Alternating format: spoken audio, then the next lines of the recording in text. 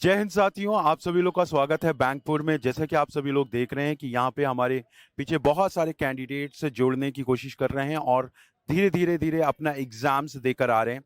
तो आज हम लोग जानेंगे एक एक करके कि कौन कौन सा क्या एग्जाम रहा, किस तरीके का एग्जाम रहा, किस लेवल का एग्जाम रहा। क्या ये फर्स्ट शिफ्ट और सेकंड शिफ्ट में जिस तरीके से मॉडरेट लेवल का एग्जाम था, क्या अभी भी वही है? और साथ ही साथ एक एनालिसिस देखने की कोशिश कर रहे हैं कि क्या फर्स्ट शिफ्ट और सेकंड शिफ्ट में जो एग्जाम का जो रहा है, यानी कि मॉडरेट लेवल रहा है या किस तरीके का लेवल रहा है। तो देखिए हमारे सामने सर, शुक्रिया जुड़ने के लिए। क्या नाम है आपका? मेरा नाम अंकुश है। कहाँ से आए सर? मैं गुरुग्राम से आया हूँ। गुरुग्राम से। तो यहाँ पे कैसा रहा आपका एग्जाम? देखो, एग्ज़ाम मैंने पहली बार दिया है एसबीआई बैंक का। और अभी मैं एमएससी कर रहा हूँ मैथ से, वाईएमसी कॉलेज से। तो मैंने एग्ज़ाम देने को सोचा और मैं एग्ज़ाम देने आया। तो यहाँ पर एग्ज़ाम में टाइमिंग की बहुत मतलब इम्पोर्टेंस है। अगर आपको क्वेश्चन आता भी होगा ना तो टाइम की वजह से छूट जाएगा। अच्छा, तो मतलब ये यहाँ पे एक मतलब जो फर्स्ट अटेम्प्ट देने वाले जो कैंडिडेट्स हैं, कई लोग काफ़ी तैयारी करके आते हैं, तो आप उनके लिए क्या कहना चाहोगे जो फर्स्ट अटेम्प्ट में अपना एग्जाम दे रहे हैं? देखो, पहली बार जो पेपर देने आ रहे हैं उनको तो मैं ये कहना चाहूँगा कि अगर आपको आपकी तैयारी भी है ना, तो आप अपने टाइम अरेंजमेंट को बहुत अच्छे से सेट करके रखिए। अगर आपका टाइम अरेंजमेंट बिल्कुल भी अच्छा नहीं है तो मुझे नहीं लगता है कि पेपर को आप अच्छे से कर भी पाओगे, क्योंकि आपके इतने क्वेश्चन है ना नोट विजिबल में ही चले जाएंगे। क्योंकि टाइम ही पता नहीं चलता कब कब में चला जाएगा, तो टाइम तो बहुत इंपॉर्टेंट है यहाँ पर। आपके अकॉर्डिंग आपने कितना मतलब इसको मतलब वो किया, अटेम्प्ट कितना किया? देखो, 35 क्वेश्चन तो उसमें थे न्यूमेरिकल एबिलिटी में और रीजनिंग में थे। ओवरऑल आपने कितना किया? मे बी मैंने 70 अटेम्प्ट या 60 करे हैं मैंने। हाँ, अच्छा, 60 60 to 70 के बीच में। सर को याद नहीं है कि कितना अटेम्प्ट किया, टाइम में लेकिन हाँ 60 से 70 के बीच में। तो आपके अकॉर्डिंग पेपर आज का अभी का कैसा आया था? पेपर देखा जाए तो देखो, मैथ और उसमें रीजनिंग में तो अच्छा पेपर था। पर टाइम की बात करूंगा ज़्यादा ज़्यादा, पर मैं कर रहा था तो आंसर निकल भी रहे थे। और जो मेरे से नहीं हो रहे थे मैंने उनको स्किप कर दिया था। अच्छा, हाँ ये बात तो है कि स्पीड नेगेटिव मार्किंग है, स्पीड और एक्यूरेसी बनाने के लिए। सर एक और चीज पूछना था कि आपने जो फर्स्ट शिफ्ट में एग्जाम हुआ, सेकंड शिफ्ट में एग्जाम हो रहा है, तो उसमें ज्यादातर बच्चे ये कह रहे हैं कि मॉडरेट लेवल का था, तो आपके अकॉर्डिंग का क्या है? हाँ, पेपर मॉडरेट लेवल का ही था कि हो भी सकता है नहीं भी हो सकता, इस तरीके का लेवल था एग्जाम का। Okay okay. तो अभी आप बच्चों को जो अभी एग्जाम देने जा रहे हैं उनके लिए आप क्या कहना चाहोगे? इनसे मैं ये कहना चाहता हूँ, अगर आपको क्वेश्चन आता है तो उसको जरूर करें, क्योंकि टाइम का कुछ भी पता नहीं चलने वाला है। और जहाँ तक मुझे लगता है, जैसे कि मैं देकर आया हूँ, मैं अंदर गया ही था और इतनी देर में टाइम खत्म हो गया, मुझे पता भी नहीं चला कब कब में पेपर खत्म हो तो ओवरऑल आपको यहाँ पे ये चीजें पता चल रही हैं कि अंकुश, राइट? गया। हाँ, अंकुश से कि ये यहाँ पे जो है टाइम मैनेजमेंट बहुत ज़्यादा इंपॉर्टेंट रखता है कि कोई भी चीज़ अगर आप क्वेश्चन को अटेम्प्ट कर रहे हो तो आप स्पीड और एक्यूरेसी के साथ कीजिए अटेम्प्ट। साथ ही साथ अगर आपकी प्रैक्टिस है तो बहुत अच्छा है, अगर प्रैक्टिस नहीं है तो एक्यूरेसी पर ध्यान दीजिए। तो thank you Ankush, best wishes for your exams. ठीक है, तो अब हम लोग आर के सर से जानना चाहेंगे कि आर के सर, जो बच्चों का जो परसेप्शन हो रहा है वो क्या हो रहा है? सर सबसे पहली चीज़ तो मैं ये देख के हैरान हूँ कि काफ़ी दूर दूर से बच्चे आ रहे हैं। मैं जिससे भी पूछ रहा हूँ तो कोई अलवर कह रहा है, कोई गोहाना भिवानी। ये बच्चा तो फिलहाल वैसे गुड़गांव से आया था। तो आप एग्जाम दे के आए हैं, जी। तो कैसा गया आपका एग्जाम? अच्छा गया सर, 87 अटेम्प्ट। क्या नाम है आपका? राकेश कुमार झा। और ये आपका कौन सा अटेम्प्ट रहा है? फर्स्ट अटेम्प्ट एसबीआई का। ये एसबीआई का। इसके पहले बैंक का एग्जाम दिया आपने? जी सर, अभी पीएस आरआरबी दिया है मैंने। तो आरआरबी उसमें क्या रिजल्ट रहा है? आरआरबी क्लर्क मेंस दिया हूँ बस। अच्छा, अभी मतलब मेंस तक आप पहुंच चुके हो। जी, जी। Very good. तो एसबीआई क्लर्क का एग्जाम दे के आपको क्या लगा? अच्छा लगा सर, ओवरऑल मतलब इजी टू मॉडरेट ही बोल सकते हैं। हाँ। अच्छा, तो जैसे कि फर्स्ट शिफ्ट में हुआ था कि easy to moderate, second shift वाला भी कुछ जी ऐसे जी ही? जी जी। Third okay. शिफ्ट था ये सर। हाँ थर्ड शिफ्ट है। जी जी तो ये थर्ड शिफ्ट में भी आपको ऐसे ही लगा? जी जी बिल्कुल। ओके। तो फर्स्ट शिफ्ट और सेकंड शिफ्ट में जो बच्चे बोल रहे हैं इजी टू मॉडरेट लेवल है, तो क्वांटिटी एप्टीट्यूड इंग्लिश या रीजनिंग कैसा आया था? रीजनिंग इजी बोलेंगे, मैथ्स और इंग्लिश को मॉडरेट बोलेंगे इसमें। अच्छा, अच्छा। जी सर। तो आप बता सकते हैं कुछ क्वेश्चंस के लेवल, जैसे कि सेकंड शिफ्ट में जो एग्जाम हुआ था उसमें मॉल के ऊपर पजल आई थी। पजल इसमें पैरेलल रोज में थे एक, और एक बॉक्स था 7 नंबर का, और इनइक्वलिटी और सिलॉक्स दोनों थे, और रॉन्ग नंबर सीरीज क्वांट में था। यही था। हम इंग्लिश वाले सर से, आर के सर से बोलना चाहेंगे कि सर इंग्लिश के लिए आप पूछिए। ये क्लोज टेस्ट तो आया ही होगा ऑब्वियसली। टॉपिक क्या होगा उसका? टॉपिक से उतना याद नहीं है। अच्छा चलो कोई बात नहीं। अच्छा वैसे ऐसा क्या रहा कि कोई कैसा क्वेश्चन जो आउट ऑफ द बॉक्स आपको लगा हो कि नहीं, पढ़ाई में? ऐसा नहीं था सर। ऐसा ऐसा कुछ नहीं। तीनों सेक्शन में ऐसा कोई क्वेश्चन अच्छा, ऐसा कोई नहीं ऐसा लगा। नहीं आया था। जी सर। मतलब ये है कि अगर आपने प्रैक्टिस अच्छे से की है तो आप अच्छे से कर लोगे। बिल्कुल 90 प्लस अटेम्प्ट तो आराम से आप कर सकते हो अगर सही से प्रैक्टिस करके आए हो। राइट। तो जी। और एग्जाम का लेवल हम ये कह सकते हैं कि अगर एक्यूरेसी अच्छी है तो सिलेक्शन कंफर्म है।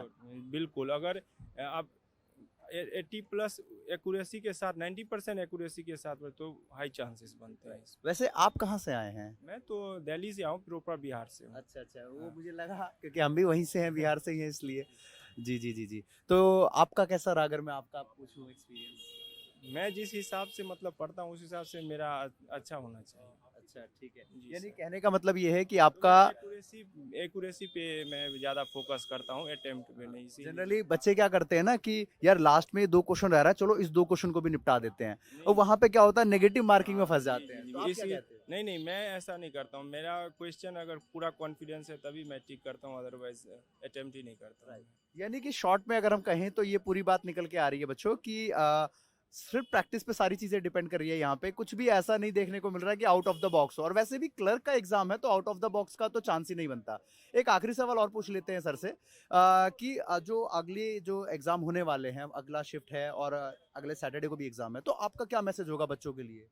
मेरा यही होगा, जितना प्रैक्टिस हो उतना अच्छे से कीजिए और और पूरा जो नहीं आ रहा तो उसको फिर ज्यादा हाँ टाइम दें। बेसिक पे अपना पूरा फोकस करो। नया करने की कोई जरूरत नहीं, जो आप पढ़े हुए हो उसी को वापस प्रैक्टिस करना सही रहेगा। बिल्कुल, यानी बहुत अच्छा मैसेज दिया है इन्होंने। आपका नाम क्या बताया आपने? राकेश कुमार झा सर। राकेश कुमार जी। तो चलिए बहुत बहुत धन्यवाद आपका Thank you, राकेश जी। दिल से दुआ है कि आपका सिलेक्शन हो जाए आपका। चलिए, तो जैसा कि आप सभी ने देखा कि काफ़ी इजी लेवल के क्वेश्चंस आ रहे हैं यहाँ पे, और स्टूडेंट्स लगातार एक ही बात कह रहे हैं कि सिर्फ और सिर्फ प्रैक्टिस पे चीज़ें चल रही है यहाँ पे। आउट ऑफ द बॉक्स कुछ भी नहीं है। चलिए तो मनीष सर के पास चलते हैं वापस। हमारे साथ दो और कैंडिडेट्स हैं जो कि अभी अभी एग्ज़ाम्स देकर आए हैं, और यहाँ पे उनको मैं बोलना चाहूँगा कि हेलो मैम, आप कैसे हो? हेलो, बिल्कुल ठीक। आपका नाम क्या है? शिवानी बेस्ट। मैम आपका नाम क्या है? आप भी आगे आ जाइए। नंदिनी। नंदिनी। कैसा हुआ आप दोनों का एग्ज़ाम, कैसा हुआ? एग्ज़ाम अच्छा था। मैंने 83 अटेम्प्ट्स किए हैं। और आपने कितने किए? 76। 76। तो ये आप लोग का फर्स्ट अटेम्प्ट था, ये सेकंड अटेम्प्ट था? नहीं, ये मेरा सेकंड अटेम्प्ट है। इसके पहले मैंने IBPS PO भी दिया है, उसका मेरा मेंस है तो 26। 26 नवंबर को एग्ज़ाम है, हाँ करेक्ट जी, है? ठीक हाँ है। जी। तो मेरा आपका IBPS क्लर्क दिया है पहले, बस ये सेकंड था ओके, एग्जाम। सेकंड है। तो मतलब आप, मतलब ये है कि हाँ आप लोग प्रॉपर तरीके से बैंकिंग में बहुत अच्छी तैयारी कर रहे हो। तो मैम आपके अकॉर्डिंग ये पूछना चाहता था कि जो रीजनिंग में जो क्वेश्चन आ रहे हैं, या क्वांटिटेटिव एप्टीट्यूड में क्वेश्चन आ रहे हैं, या फिर इंग्लिश में क्वेश्चन आ रहे हैं, वो किस लेवल के हैं? क्वेश्चंस तो इजी टू मॉडरेट ही थे, डिफ़िकल्ट नहीं था किसी में भी। इंग्लिश काफ़ी इजी थी। रीजनिंग भी अच्छा था, मतलब कुछ डिफ़िकल्ट नहीं था, लेवल मॉडरेट था। मैम जैसे कि इंग्लिश या फिर रीजनिंग की बात करें तो कि टाइम टेकन हो रहे हैं, या फर्स्ट शिफ्ट में एक बच्चा कह रहा था कि इसमें कैलकुलेटिव DI आई थी, ऐसा कुछ था क्या? नहीं, DI तो कोई कैलकुलेटिव नहीं था। इंग्लिश मतलब बहुत मतलब अच्छा। इजी था। मतलब ये प्रैक्टिस के ऊपर डिपेंड करता है कि आपने अच्छी से प्रैक्टिस की। सिंपल था इस वाली शिफ्ट में, जो कह सकते हैं। DI मॉडरेट भी नहीं था, काफी इजी था DI। अच्छा, फर्स्ट शिफ्ट या सेकंड शिफ्ट के कंपैरिजन में? इस वाली शिफ्ट में काफी सिंपल DI लगा। तो स्टैंडर्ड डेविएशन का नाम सुना है आप लोगों ने? यस। ये क्या होता है? स्टैंडर्ड डेविएशन मतलब ये कट ऑफ डिसाइड करता है, डिफाइन करता है कि अगर आपकी फर्स्ट शिफ्ट या सेकंड शिफ्ट में DI टफ आ रही है और थर्ड शिफ्ट में DI सरल आ रही है, तो उसका स्टैंडर्ड डेविएशन जो है, कट ऑफ थोड़ा सा ज़्यादा जाने की चांसेस होती हैं। करेक्ट है? Am I correct? मैं GA फैकल्टी हूँ वैसे, मुझे मैथ वैसे मुझे उतना हाँ, इंग्लिश का सर पूछेंगे। तो रीजनिंग का आप बताना चाहोगे कि रीजनिंग का कैसा गया? रीजनिंग एक्चुअली क्या हुआ, सबसे पहले ही रीजनिंग आया शिफ्ट में तो मैं थोड़ा नर्वस हो गई, बिकॉज वो फर्स्ट टाइम था। तो मतलब वो आई डिड 29 रीजनिंग में। मैं और अच्छा कर सकती थी, बट आई गॉट नर्वस। अच्छा मैम, आपने पजल वगैरह कैसे सॉल्व किया, या फिर कितना अटेम्प्ट किया रीजनिंग में? मैंने 26 अटेम्प्ट्स किए, पजल 2 सॉल्व की, एक मैं कर नहीं पाई थी, मेरा टाइम नहीं बचा था। मुझे ना जो ये अल्फ़ाबेटिकल सीरीज़ थी वो थोड़ा कंफ्यूजिंग लगा इसमें जो है पजल। मैम आप ये क्या कहना चाहोगे, जैसे कि बच्चे तो देख ही रहे हैं यहाँ पे और ये भी सोच रहे होंगे कि नर्वसनेस बहुत ज़्यादा हो रही है, जो बच्चे बहुत ज़्यादा तैयारी करके आ रहे हैं, तो ये क्या मतलब उनको आप क्या कहना चाहोगे आप? यही कि बी कॉन्फिडेंट, अगर नर्वस होगे तो जितना आता है उतना भी नहीं कर पाओगे। मैम आप क्या कहना चाहोगे? यही कहूँगी कि बी कॉन्फिडेंट, प्रैक्टिस होनी चाहिए, आपकी स्पीड देखना और एक्यूरेसी भी। तो अब यहाँ पे इंग्लिश के लिए आर के सर कह रहे हैं, सर इंग्लिश पढ़ाते हैं, मैं जीए पढ़ाता हूँ बैंकपुर में, तो आज हम लोग जो हैं आर के सर से इंग्लिश के लिए जानेंगे सर। चलिए तो सबसे पहले स्टार्ट करते हैं आरसी से। टॉपिक क्या बता पाएंगे आप आरसी का? हाँ जी, हाँ ट्रैवलिंग था, हाँ ट्रैवलिंग से रिलेटेड। ट्रैवलिंग की। क्योंकि इससे वो तो हॉर्न फ्री ट्रैवलिंग, कि उसमें हमें जैसे ट्रैवलिंग ऐसी जगह पे करनी चाहिए कि जहाँ पर हम बिना व्हीकल के जा सके। अच्छा अच्छा बिना अच्छा। व्हीकल के एक्सप्लोर कर सके ज्यादा। अच्छा ऐसा अच्छा, ओके इससे ओके ओके। related। क्योंकि इससे पहले के फर्स्ट और सेकंड शिफ्ट की बात करें तो कोविड-19 से रिलेटेड बच्चे बता रहे थे कि वो आया है, तो मुझे उम्मीद था कि शायद उससे रिलेटेड ही है। अच्छा, ज्यादा डिफिकल्ट तो नहीं कहोगे इसको आप? ये जो भी नहीं। आरसी आया तो मतलब नहीं, डुएबल था। हाँ, डुएबल था, एक दो क्वेश्चन को छोड़ के वैसे डुएबल था। अच्छा। और कुछ मोस्ट क्वेश्चंस वैसे थे कि 4 statement and miss true false वाले। Right right. अच्छा, कुछ ऐसा लगा कि आउट ऑफ द बॉक्स आ गया हो, कुछ ऐसा? नहीं, आउट ऑफ नहीं। द बॉक्स कुछ मतलब नहीं था। सारी चीजें डुएबल थी Doable कि थी। अगर प्रैक्टिस किसी है तो हो की सकता किसी है। की प्रिपरेशन है वो आराम से कर लेगा, हाँ। इसमें सकता काफी है। कर सकता है। Right right. अच्छा, एरर बेस्ड की अगर हम बात करें तो ज्यादातर क्या होता है, प्रेपोजिशन या प्रोनाउन से ही पूछे जाते हैं, तो आप कुछ आइडिया दे सकते हो कि कितने क्वेश्चन आए थे और कैसे थे? कितने आए थे? 4 आई गेस, पर वो ऑफ, हाँ प्रीपोजिशन की एरर थी, एक में तो ऑफ की एरर थी। अच्छा, प्रेपोजिशन आ गया वहीं पे। आप कुछ बता पाओगे? इसका मैंने इतना नहीं देखा, रीअरेंजमेंट मुझे थोड़ा सा लगा कि थोड़ा Rearrangement, कंफ्यूजिंग सा थोड़ा था। बड़ा- मेरा रीअरेंजमेंट में प्रॉब्लम होगी मुझे थोड़ा सा क्लोज टेस्ट या फिलर्स में से क्या? इसमें तो क्या नहीं है? है क्लोज वैसे। टेस्ट नहीं आया था। फिलर्स तो फ्रेजल वर्ब आई थी, हाँ, ब्रोक phrasal इन, verb। ब्रोक इनटू, तो 4 है, कौन सा रिप्लेस किया है? अच्छा अच्छा अच्छा, वाला। ब्रेक इनटू यानी कहीं घुस जाना। हाँ, ब्रेक ऐसी, इनटू। चार राइट राइट राइट राइट। हाँ, काउंटिंग काउंट ऑन का मतलब किसी पे ट्रस्ट करना, भरोसा करना। अरे ये सारी चीजें सर वही है जो कि क्लास में करवाई गई है। काउंट ऑन यानी कि भरोसा करना, तो मतलब काफी आप कहेंगे कि डुएबल चीजें आई है और आउट ऑफ द बॉक्स कुछ भी नहीं था, राइट? अच्छा, यहाँ पे एक लास्ट चीज और पूछना चाहूंगा कि जो नेक्स्ट जो बच्चे एग्जाम देने वाले हैं, अगले सैटरडे को भी है, संडे को भी है, तो उनके लिए आपका क्या लास्ट मैसेज होना चाहिए? पहले आप बताइए। लास्ट मैसेज, जितना आपने प्रिपेयर किया है तो आप उसी पे फोकस करो, और वही है कि डोंट गेट नर्वस, क्योंकि मेरे साथ ये बात तो आई नो। जनरली क्या होता है ना कि सबको ये लगता है यार लास्ट के ना 2 क्वेश्चन बचे हैं और मेरे पास 5 मिनट है, तो चलो कर ही देते हैं तुक्का लगा करके, और वो ये भूल जाते हैं नेगेटिव मार्किंग भी है कुछ। तो ऐसे में आप क्या चाहते हैं, क्या लगता है आपको, क्या क्या करना चाहिए बच्चे को?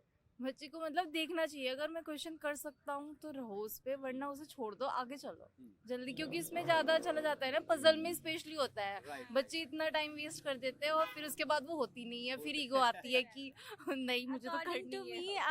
अगर आप कॉन्फिडेंट नहीं हो तो उसको स्किप कर दो। मेरे पास इंग्लिश में 4 मिनट बचे थे, पर मुझे एक क्वेश्चन नहीं आता, स्टार्टिंग तो के उसमें ही पता चल जाता है कि हम कर सकते हैं नहीं कर सकते। अगर मैं टाइम टेकिंग है ज्यादा तो उसे स्किप करो, बाद में आ सकते हो। राइट, मतलब ये है कि अगर आपको दिखता है कि हाँ आ रही है चीजें तो टाइम दो, अदरवाइज टाइम बर्न करने की कोई जरूरत नहीं है। आप दूसरे पे जाइए, जो चीज कर सकते हो, जो डुएबल है, उस पे टाइम देने की जरूरत है, राइट?